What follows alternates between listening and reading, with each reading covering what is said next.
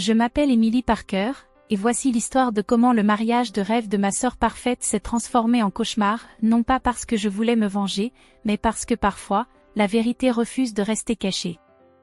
J'ai été adoptée par les Parker lorsque j'avais 6 mois. Mes parents, en particulier mon père, James Parker, ont toujours fait en sorte que je ne me sente pas différente de ma sœur biologique, Kate, née 2 ans après mon adoption, ou du moins, c'est ce que j'ai cru pendant 28 ans. L'entreprise de mon père, Parker Innovation Lab, était sa fierté et sa joie, une petite firme de recherche et développement qui créait des solutions sur mesure pour les entreprises de fabrication. J'ai grandi en le regardant y mettre tout son cœur, travaillant tard le soir dans son bureau à domicile pour réviser des projets et des propositions. Pendant que Kate brillait dans les récitals de danse et les concours de beauté, j'ai hérité de la passion de mon père pour l'innovation. Je passais mes étés à faire des stages dans l'entreprise, apprenant tous les aspects du métier. Après avoir obtenu mon diplôme d'ingénieur, j'ai intégré l'entreprise à plein temps comme chef de projet. C'était il y a 8 ans. Depuis, j'ai gravi les échelons pour devenir directrice de l'innovation, aidant à transformer notre petite entreprise familiale en un leader de l'industrie, avec une valeur de plus de 100 millions de dollars. Pendant ce temps, Kate était devenue une influenceuse à succès sur les réseaux sociaux, publiant sur les styles de vie luxueux et donnant des conseils sur les relations. Les problèmes ont commencé lorsque Kate s'est fiancée à Thomas Bradford, l'héritier de Bradford Technologies, l'un de nos plus grands concurrents.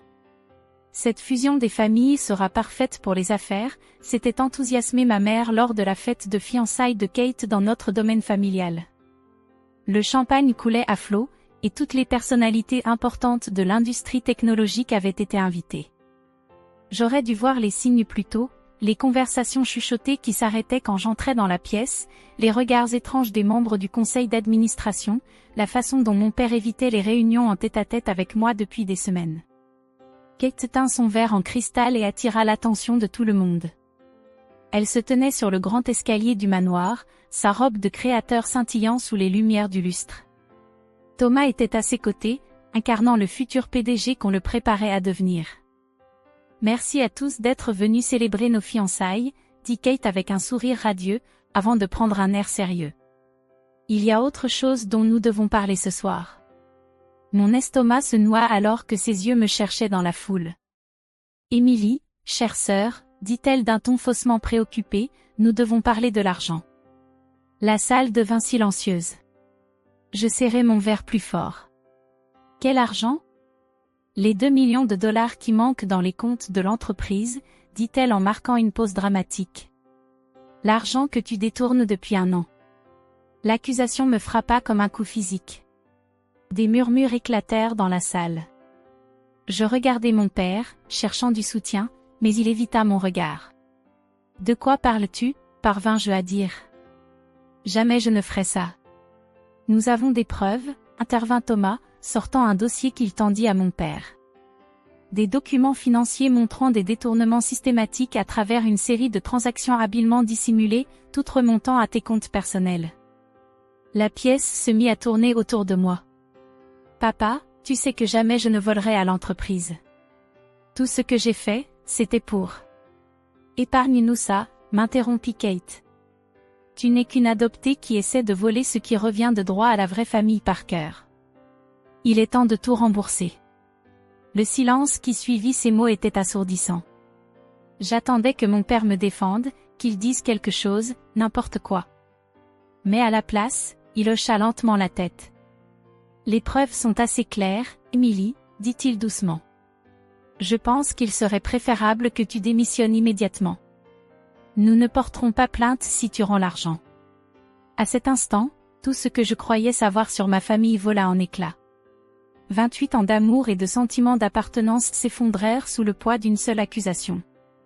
Je posai délicatement mon verre sur une table voisine. Vous voulez que je démissionne? Très bien. Je démissionne. Mais vous devriez vérifier ces documents financiers de plus près avant de faire des accusations. Je quittai la fête la tête haute, ignorant les murmures et les regards. En atteignant ma voiture, j'entendis la voix de Kate résonner depuis la porte. N'oublie pas de rendre ton ordinateur portable et ton téléphone de fonction. On ne voudrait pas que tu effaces des preuves. Je souris malgré les larmes qui menaçaient de couler. Ma sœur avait toujours été si obsédée par les apparences qu'elle n'avait jamais pris la peine de comprendre le fonctionnement réel de l'entreprise. Elle n'avait aucune idée que, depuis 3 ans, je documentais tout. Ce soir-là, assise dans mon bureau à domicile, je commençais à mettre en œuvre le plan d'urgence que j'avais créé, espérant ne jamais devoir l'utiliser. Des années à observer d'autres entreprises familiales s'effondrer m'avaient appris à toujours être prête à une trahison. Je sortis mon ordinateur portable personnel et accédai à un serveur sécurisé que Kate et Thomas ne connaissaient pas. Chaque email, chaque transaction, chaque preuve montrant qui avait réellement volé à l'entreprise, tout était là, prêt à être révélé. Le mariage de Kate devait avoir lieu dans une semaine. Elle avait prévu une cérémonie extravagante dans le lieu le plus exclusif de la ville, avec plus de 500 invités, incluant tous les grands noms de l'industrie technologique. Elle avait passé des mois à s'assurer que ce serait l'événement social de l'année. Elle n'avait aucune idée que j'avais mes propres plans pour son grand jour. Parfois, la meilleure vengeance ne consiste pas à détruire l'avenir de quelqu'un, c'est de révéler la vérité sur son passé. Alors que je me préparais à aller me coucher ce soir-là, mon téléphone vibra avec un message de Kate. « Ne pense même pas à venir au mariage. La sécurité à ta photo. » Je répondis avec un simple emoji. Elle n'avait aucune idée que je n'avais pas besoin d'invitation pour m'incruster à son jour parfait. Après tout, c'est moi qui avais conçu le système de sécurité du lieu. Les 7 jours suivants allaient tout changer, mais avant, j'avais des appels à passer. Le matin du mariage de Kate, le ciel était clair et lumineux. Tandis qu'elle devait probablement être en train de se faire coiffer et maquiller dans la suite présidentielle de l'hôtel Peninsula, j'étais dans mon bureau à domicile en train de faire les dernières préparations. La semaine dernière avait été chargée. J'avais contacté des contacts clés de l'industrie, organisé des réunions avec la SEC et collecté des preuves irréfutables de ce qui se passait réellement chez Parker Innovation Lab. Mais mon appel le plus important avait été destiné à quelqu'un que Kate avait complètement oublié, le programmeur original de notre entreprise, Old Joe. Joe travaillait pour mon père depuis le début, créant nos systèmes logiciels de base. Kate et Thomas pensaient qu'il était à la retraite depuis 6 mois. Ce qu'ils ne savaient pas, c'est qu'il maintenait toujours un accès secret à tous les serveurs de l'entreprise à ma demande. Tout est prêt, j'ai envoyé à Joe à 9 heures. Il a répondu, tout téléchargé et vérifié. Ils n'ont jamais changé les mots de passe-mètre. Des amateurs. Je souris, en pensant au visage de Kate lorsqu'elle réaliserait que ses astuces financières astucieuses n'étaient pas si astucieuses après tout. L'argent qu'elle m'accusait de voler? Chaque centime pouvait être retracé jusqu'à des comptes offshore appartenant à la famille de son fiancé. À 14 heures précises, je garais ma voiture à 2 rues de l'hôtel Saint-Régis. Le mariage était prévu pour 16 heures dans le grand ballroom. La sécurité était renforcée, Kate s'en était assurée. Mais elle avait oublié un détail crucial, j'avais installé toute l'infrastructure de sécurité de l'hôtel il y a 3 ans grâce à Parker Innovation Lab. Je passais par l'entrée des services, faisant un signe de tête aux membres du personnel de cuisine qui me reconnaissaient de l'installation du système. Mes empreintes fonctionnaient encore sur les serrures biométriques, un autre oubli. Je me dirigeais vers la salle de contrôle, où mon vieux copain Marcus travaillait à la sécurité. « Émilie ? Ils ont dit que tu étais interdite d'accès, » il demanda. « Marcus, tu te souviens quand j'ai sauvé ton job l'année dernière après cette brèche ? J'ai besoin d'un service. » 20 minutes plus tard, j'étais installé dans la cabine de contrôle du balcon du ballroom.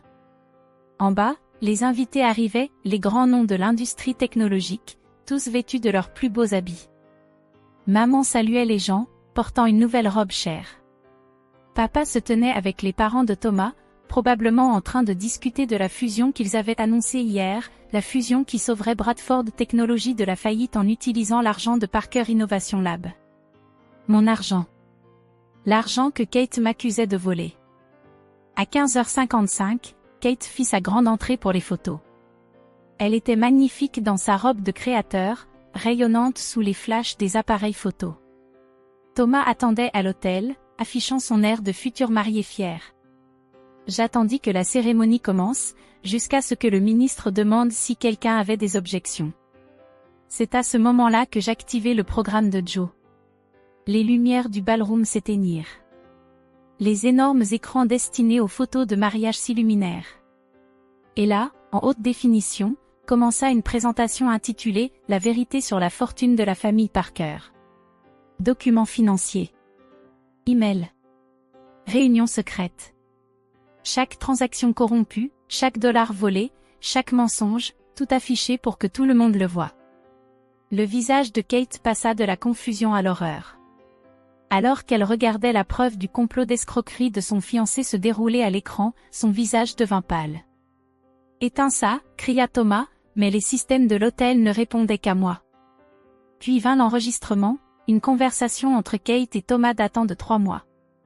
Une fois qu'on aura piégé Emily pour l'argent manquant, papa devra me donner le contrôle de l'entreprise, la voix de Kate remplit le ballroom. La gamine adoptée ne l'a jamais mérité de toute façon.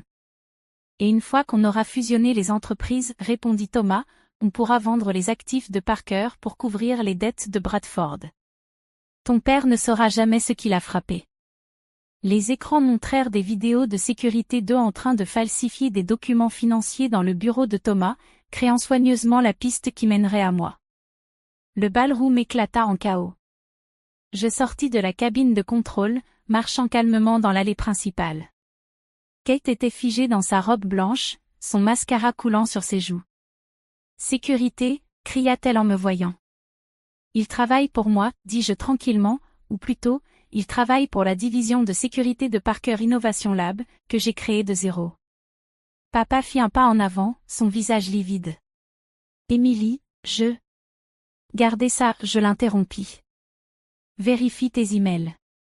Tu y trouveras des copies de tout ce que tu viens de voir, plus la documentation de chaque innovation et relation client que j'ai apportée à l'entreprise. Mes conditions de démission sont jointes. Tu as 1 heure pour les accepter. Tu bluffes, grogna Thomas. Tu n'as rien. Je souris. La SEC n'est pas d'accord. Il s'intéresse beaucoup à la comptabilité créative de Bradford Technologies, tout comme tes actionnaires. Je fis un signe de tête vers plusieurs membres du conseil d'administration pâle dans la foule. Oh, et Kate, tu avais raison sur une chose, je ne suis pas une vraie Parker. Je suis mieux. J'ai construit cette entreprise pour en faire ce qu'elle est aujourd'hui pendant que tu étais occupé à prendre des selfies et à comploter des vols. Maman essaya de s'approcher de moi, mais je levai la main. Mes conditions sont simples, je prends 51% des parts de Parker Innovation Lab, avec effet immédiat. Kate et Thomas sont interdits d'implication dans l'entreprise. Et papa, tu peux garder ton poste de PDG honorifique, mais tes droits de vote m'appartiennent. Et si nous refusons, la voix de Kate trembla. Alors je libère tout à la presse. Parker Innovation Lab pourrait survivre au scandale. Bradford Technologies ne survivra pas. Je me tournai vers les invités choqués. Je vous conseille de rentrer chez vous. Je ne pense pas qu'il y ait un mariage aujourd'hui. Les heures suivantes furent un tourbillon d'avocats, de documents et de larmes. À minuit, je détenais la majorité des parts de l'entreprise que j'avais contribué à construire. Les actions de Bradford Technologies étaient en chute libre et le mariage parfait de Kate était devenu le scandale de l'année. Une semaine plus tard, je m'assis dans mon nouveau bureau, ancien bureau de papa, en train d'examiner les propositions d'acquisition pour ce qu'il restait de Bradford Technologies. Un coup frappé à la porte interrompit mon travail. C'était papa, l'air plus vieux que je ne l'avais jamais vu. « J'aurais dû croire en toi », dit-il tranquillement. « Oui, tu aurais dû. »« Peut-on réparer ça ?» demanda-t-il. J'y réfléchis. Peut-être pas en tant que père et fille, tu as perdu ce droit à la fête de fiançailles. Mais en tant que partenaire d'affaires ? On verra. Tu m'as appris ma première leçon sur l'innovation. Parfois, il faut complètement détruire quelque chose avant de pouvoir le reconstruire mieux. Il acquiesça tristement et partit.